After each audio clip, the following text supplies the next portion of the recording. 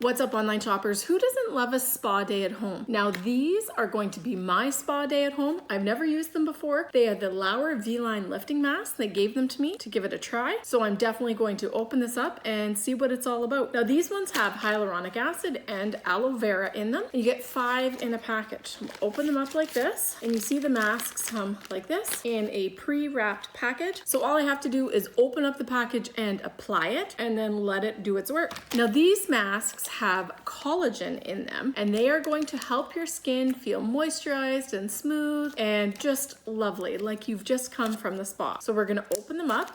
They have a nice little tab at the top for tearing. Now here is the mask as it comes out, and it has a backing on it and then a very smooth, kind of a textured, felty kind of a feel on this side. So their instructions are pretty simple. You put it on clean skin, and all I have to do is take it off of this backing right here and then give the mask a little bit of a stretch and then apply it like this under my chin and hook this up through my ears. Before you start the treatment, you're probably going to want to put your hair back so that it doesn't get in the way while you are treating yourself. So we'll just tie it back nice and loose. We're going to remove it from the backing here. It comes off pretty easy, just like that.